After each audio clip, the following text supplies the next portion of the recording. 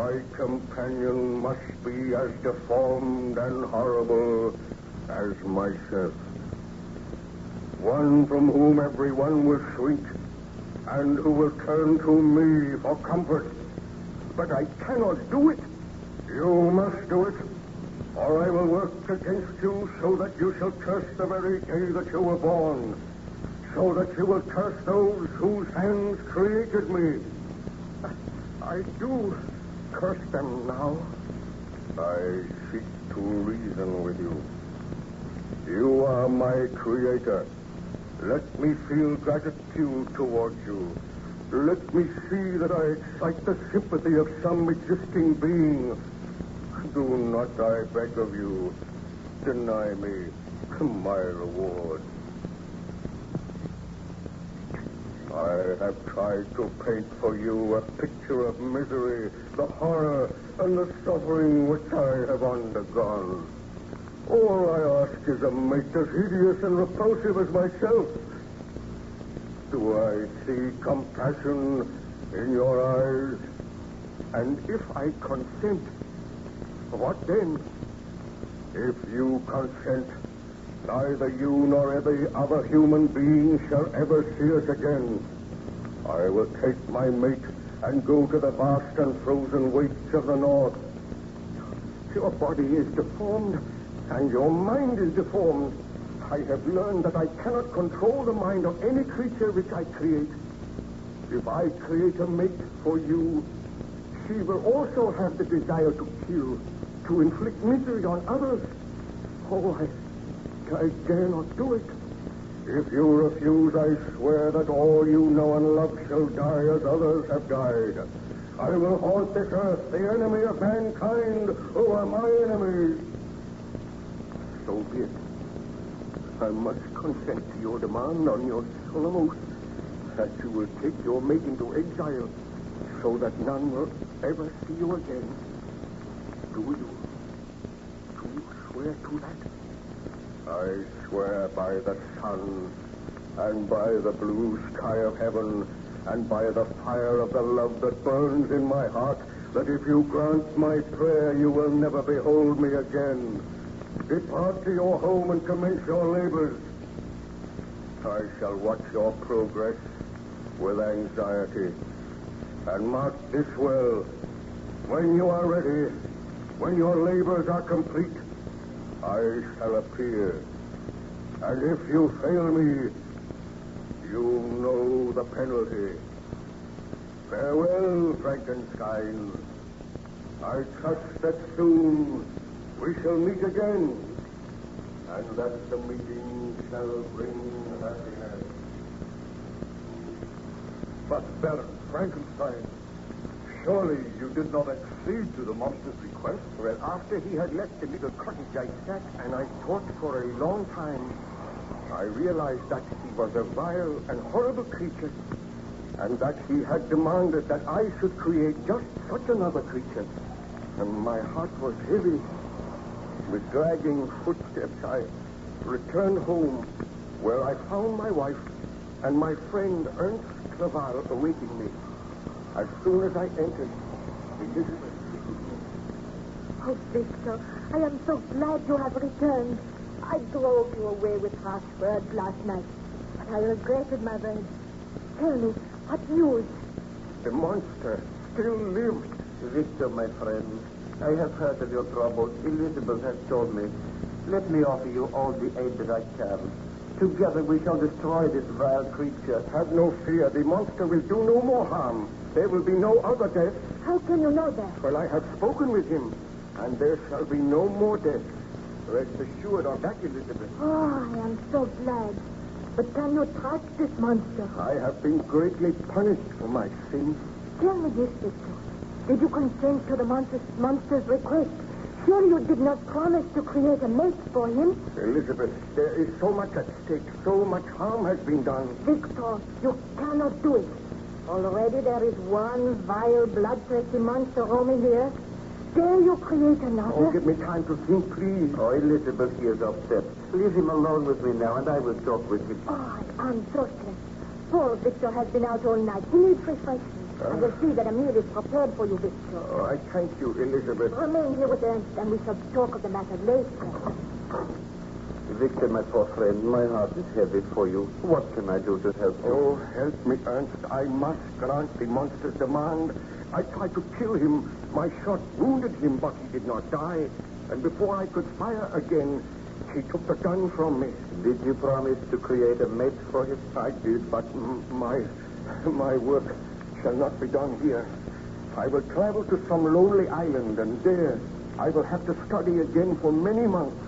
And there I will create a mate for the monster, which I created. You must not do it, Victor. I must do it. Oh, having created one such hideous monstrosity is a sin for which you have paid heavily. Do not create another. If I do not, your life is in danger. Elizabeth's life is in danger. I must do as the monster says.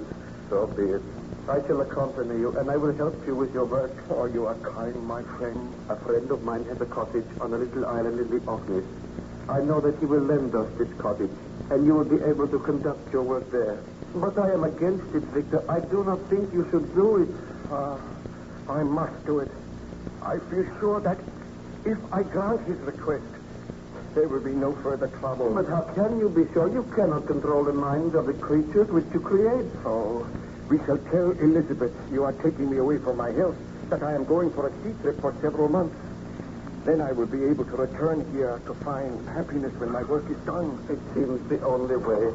The servants are preparing the meal for you, Victor. Oh, thank you, Elizabeth. I have just been talking matters over with Ernst, and he thinks that I should go away with him for a sea trip. My health has been undermined by all this dreadful worry. And you are going away without me. No, but you will be safe here. I know that the monster will not harm you. I feel that I must go away without you this time, Elizabeth. Where are you going? We have not decided yet. But will you not trust him to my care, Elizabeth? I will, Ernst. But I want to ask you one question, Victor. Do you intend to grant the monster's demand? My dear, I am going away from here so that I will not grant the monster's demand. My laboratory and all my instruments are here. I am leaving them. I am striving to forget about the monster. You need have no fear. I know that the monster will do no further harm. What did you say to him? Well, I do not like to think of it. But I spoke with him, and he swears that he will not commit another murder. Is he not to be punished for the murders he has already committed? Oh, there is nothing we can do at present, my dear. If the burgomaster's men find the monster, they will kill him. Believe me, Elizabeth, Victor is asking for the best. Be content to leave him in my charge. I must be content. You have nothing to fear, Elizabeth. Now wait here until I return. I will recover my health. I will forget the miseries of the past. When I come back here, I swear that you and I shall never be parted again, and nothing shall ever happen to Ma. Did you eventually go to that island in the Orkneys, Baron Frankenstein? I went to the island in the Orkneys. I will tell you of my experiences if you come to me again a little later, Captain Walton. I wish to look through your journal now, and I may make several corrections. Very well, Baron Frankenstein. I will leave you alone now, but I will return later.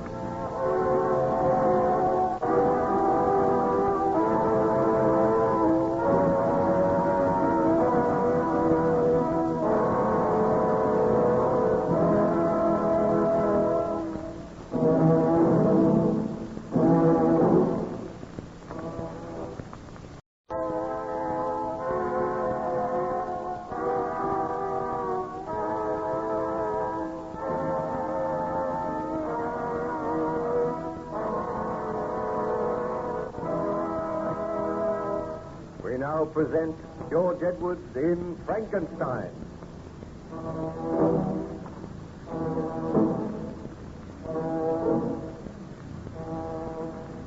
During his enforced stay on the good ship Voyager, Baron Frankenstein related his experiences to Captain Walton, who noted them in his journal. And it is owing to that journal that we are able to retell the strange experiences of Baron Victor Frankenstein. Each morning, Captain Walton used to visit Baron Frankenstein's cabin.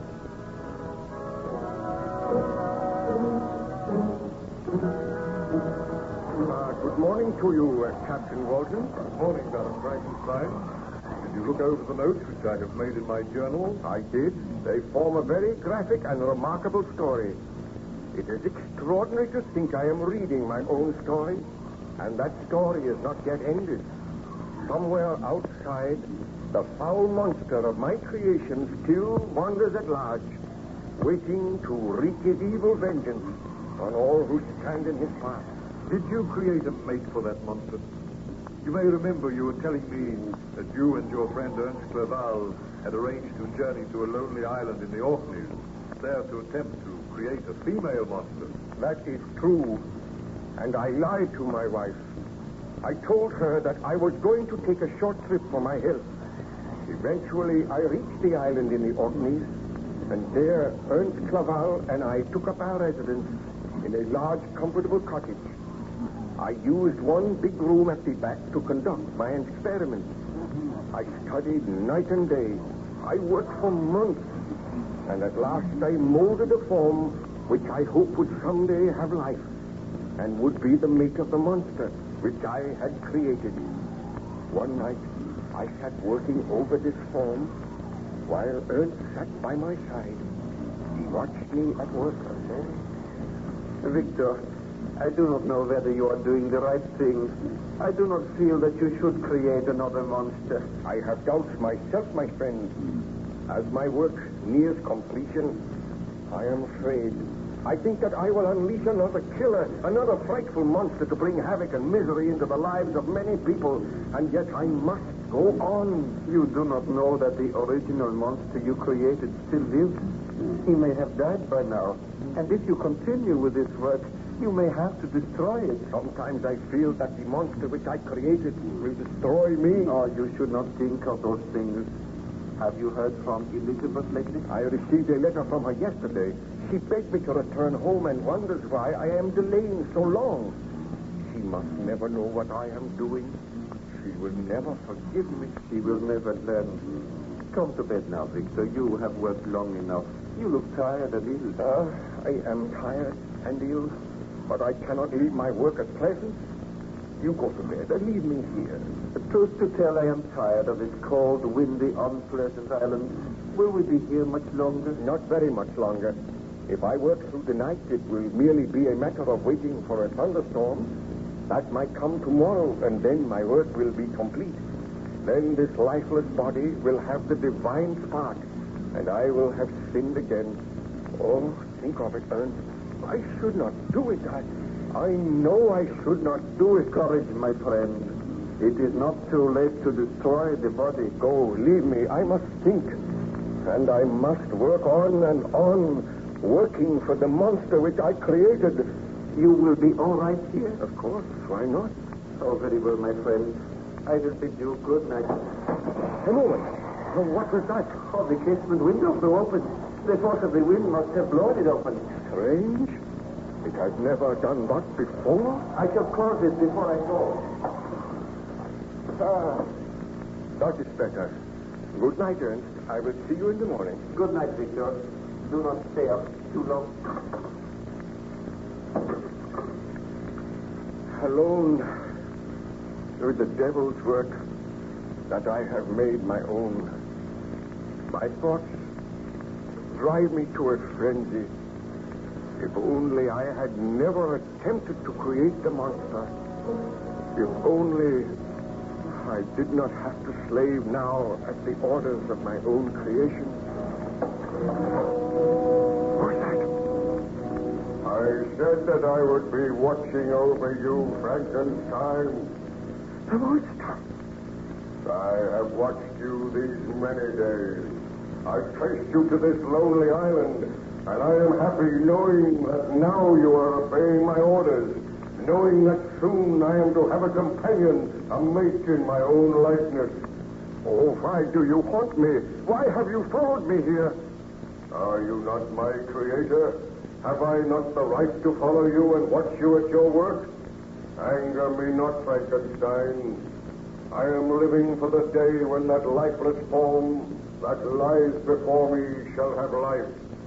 Then there will be one creature on this earth which will not regard me with shuddering hatred and loathing. You look more hideous than ever.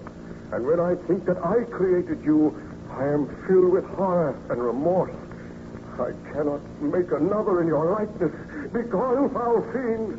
Have a chair, Frankenstein. You remember